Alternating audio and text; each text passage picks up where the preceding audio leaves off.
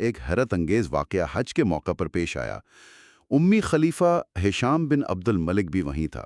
حجاج کا سمندر ٹھاٹھے مار رہا ہے اور اموی خلیفہ ہشام بن عبد الملک اپنے لاؤ لشکر کے ساتھ حجر اسود کو بوسہ دینے کی کوشش کر رہا ہے، مگر ہجوم اتنا شدید ہے کہ راستہ ہی نہیں بن پا رہا۔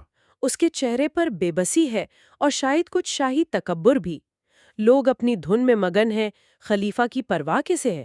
اتنے میں امام زین العابدین رضی اللہ عنہ نہایت وقار اور سکینت سے تشریف لاتے ہیں، چہرے پر عبادت کا نور، لباس سادہ مگر پروقار۔ جو ہی لوگوں کی نظر آپ پر پڑتی ہے، ایک دم جیسے ہجوم سمٹ جاتا ہے۔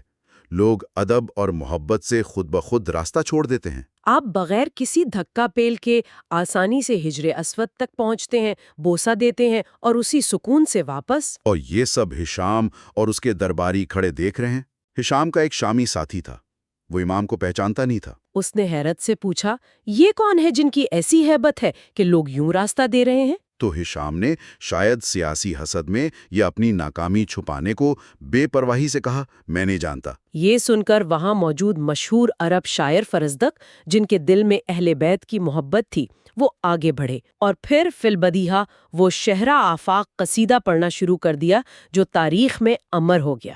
کہا، ھذا الذی تعرف البطحاء وطأتہ والبیت یعرفہ والحل والحرم۔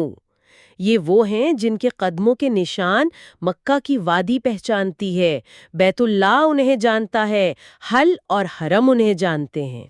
ھذا ابن خیر عباد اللہ کلہم، ھذا التقی النقی الطاہر العلم۔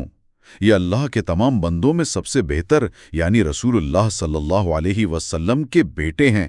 یہ پرہیزگار، پاکیزہ، پاک باز اور ہدایت کا نشان ہے۔ یہ اشعار سن کر مجمع پر سکتہ طاری ہو گیا۔ ہشام کا چہرہ غصے سے سرخ ہو گیا۔ اس نے فرزدق کو قید کرنے کا حکم دے دیا۔ بعد میں امام نے فرزدق کے لیے رقم بھجوائی، جسے انہوں نے پہلے تو قبول نہ کیا، مگر امام کے اصرار پر لے لیا، اور پھر امام کی دعا سے فرزدق رہا بھی ہو گئے۔ اللہ اکبر، کیا شان تھی!